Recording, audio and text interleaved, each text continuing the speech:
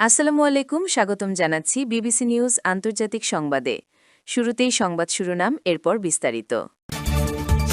ইরানে হামলার প্রস্তুতি নিচ্ছে যুক্তরাষ্ট্র। ইয়েমেনি শরণার্থীদের জন্য দুয়ার বন্ধ করছে ট্রাম্প প্রশাসন। যুক্তরাষ্ট্রে শিখ নেতা হত্যার কথা স্বীকার ভারতীয় নাগরিকের। নির্বাচনের আগে বিক্ষোভে উত্তাল নেপাল, উঠল যে দাবি। দর্শক, এতক্ষণ শুনছিলেন সংবাদ শিরোনাম। এখন বিস্তারিত। আপনি যদি ইসরায়েলের ধ্বংস চান এবং মুসলিমদের পাশে থাকেন, তাহলে ভিডিওতে লাইক করে চ্যানেলটি অবশ্যই সাবস্ক্রাইব করে দিবেন এবং আপনার মূল্যবান মতামত অবশ্যই কমেন্টে লিখে জানিয়ে দিবেন। এখন বিস্তারিত। ইরানে হামলার প্রস্তুতি নিচ্ছে যুক্তরাষ্ট্র। ইরানের বিরুদ্ধে দীর্ঘ কয়েক সপ্তাহব্যাপী বড় ধরনের হামলার প্রস্তুতি শুরু করেছে যুক্তরাষ্ট্রের সামরিক বাহিনী।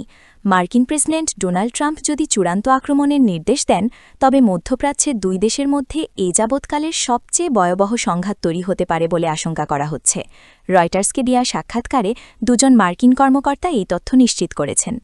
পেন্টাগন সূত্রে জানা গেছে, এই অভিযানের প্রস্তুতি হিসেবে মধ্যপ্রাচ্যে ইতিমধ্যে অতিরিক্ত তরর্তি বিমানবাহী রণতরী পাঠানো হচ্ছে।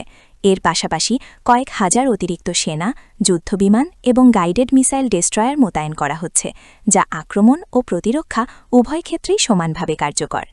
হোয়াইট হাউসের মুখপাত্র অ্যানা কেলি জানিয়েছেন, ইরানের বিষয়ে প্রেসিডেন্ট ট্রাম্পের সামনে সব ধরনের বিকল্প পথ খোলা রয়েছে এবং তিনি জাতীয় নিরাপত্তার স্বার্থে যে কোনো সময় চূড়ান্ত সিদ্ধান্ত নেবেন। ইয়েমেনি শরণার্থীদের জন্য দুয়ার বন্ধ করছে ট্রাম্প প্রশাসন। যুক্তরাষ্ট্রের প্রেসিডেন্ট ডোনাল্ড ট্রাম্পের প্রশাসন ইয়েমেনি শরণার্থীদের জন্য থাকা সাময়িক সুরক্ষা মর্যাদা বা টেম্পোরারি প্রোটেক্টেড স্ট্যাটাস বাতিল করার ঘোষণা দিয়েছে। দেশটির হোমল্যান্ড সিকিউরিটি সেক্রেটারি ক্রিস্টি নোম শুক্রবার 13 ফেব্রুয়ারি এক বিবৃতিতে জানিয়েছেন, ইয়েমেনিরা তাদের নিজ দেশে ফিরে যাওয়ার জন্য এখন নিরাপদ। এই সিদ্ধান্তের ফলে যুক্তরাষ্ট্রে বসবাসরত 1000-এরও বেশি ইয়েমেনি শরণার্থী ও আশ্রয়প্রার্থী আগামী 7 দিনের মধ্যে দেশ ছাড়তে বাধ্য হবেন, অন্যথায় তাদের গ্রেফতার ও বিতাড়নের মুখোমুখি হতে হবে। হোমল্যান্ড সিকিউরিটি সেক্রেটারি ক্রিস্টি নোম তার বিবৃতিতে উল্লেখ করেন, ইয়েমেনের বর্তমান পরিস্থিতি পর্যালোচনার পর তারা মনে করছেন যে দেশটি আর টিপিএসের আইনি প্রয়োজনীয়তা পূরণ করে না। তিনি এই সিদ্ধান্তকে আমেরিকা ফার্স্ট নীতির অংশ হিসেবে বর্ণনা করে বলেন, ইয়েমেনিদের যুক্তরাষ্ট্রে থাকতে দেওয়া এখন জাতীয় স্বার্থের পরিপন্থী। তবে মার্কিন প্রশাসনের এই দাবিটি ইয়েমেনের প্রকৃত পরিস্থিতির সঙ্গে সামহাসিক বলে মনে করছেন বিশ্লেষকরা, কারণ বিশ্বের অন্যতম দরিদ্র এই দেশটিতে এখনও যুদ্ধ ও সংঘর্ষ চলছে এবং খোদ মার্কিন স্টেট ডিপার্টমেন্ট তাদের নাগরিকদের ইয়েমেনে ভ্রমণের ক্ষেত্রে সন্ত্রাসবাদ ও অপহরণের ঝুঁকির কথা বলে সতর্কতা জারি করে রেখেছে।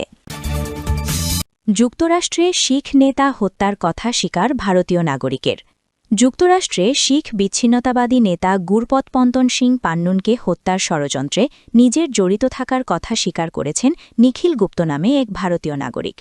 নিউ ইয়র্কের একটি আদালতে 54 বছর বয়সী এই ব্যক্তি স্বীকারোক্তি দেন যে তিনি 2023 সালে পান্নুনকে হত্যার জন্য একজন পেশাদার খুনি বা হিটম্যান ভাড়া করার প্রক্রিয়ায় যুক্ত ছিলেন।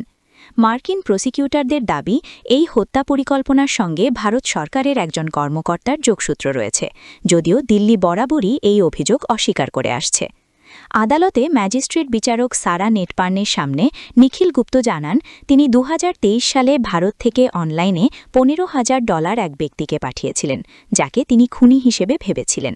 তবে প্রকৃতপক্ষে ওই ব্যক্তিটি ছিল মার্কিন মাদক নিয়ন্ত্রণ সংস্থা ড্রাগ এনফোর্সমেন্ট অ্যাডমিনিস্ট্রেশনের একজন গোপন সোর্স। এফবিআই-এর নিউ ইয়র্ক অফিসের প্রধান জেমস সি বার্নাকাল জানান, নিখিল গুপ্ত ভারতের একজন সরকারি কর্মকর্তার নির্দেশে এই হত্যার ছক সাজিয়েছিলেন। মার্কিন অভিযোগপত্রে ওই কর্মকর্তার নাম বিকাশ যাদব হিসেবে উল্লেখ করা হয়েছে, যিনি বর্তমানে পলাতক। নির্বাচনের আগে বিক্ষোভে উত্তাল নেপাল, উঠল যে দাবি। নেপালে আসন্ন সংসদীয় নির্বাচনের আগে রাজতন্ত্র পুনরুদ্ধারের দাবিতে কাঠমান্ডুর রাজপথে হাজার হাজার মানুষ বিশাল বিক্ষোভ সমাবেশ করেছে। দেশটির সাবেক রাজা জ্ঞানেন্দ্র শাহকে স্বাগত জানাতে এবং বিলুপ্ত রাজতন্ত্র ফিরিয়ে আনার দাবিতে ত্রিভুবন আন্তর্জাতিক বিমানবন্দরের সামনে এই জনসমাগম ঘটে। কয়েকশো দাঙ্গা পুলিশ মোতায়েন থাকলেও সমর্থকদের উপচে পড়া ভিড়ের মধ্য দিয়েই সাবেক রাজা তার গাড়ির সানরুফ থেকে হাত নেড়ে জনতাকে অভিবাদন জানান। বিক্ষোভকারীরা রাজা ফিরে আসুক এবং সাংবিধানিক রাজতন্ত্র ফিরিয়ে আনো বলে স্লোগান দিতে থাকেন। বিমানবন্দর থেকে শুরু করে তার ব্যক্তিগত বাসভবন পর্যন্ত দীর্ঘ পথ সমর্থকদের উপস্থিতিতে মুখর হয়ে ওঠে। নেপালের পূর্বাঞ্চল সফর শেষে তার এই আগমনে সমর্থকদের এমন উচ্ছ্বাস রাজনৈতিক মহলে বেশ চাঞ্চল্যের সৃষ্টি করেছে।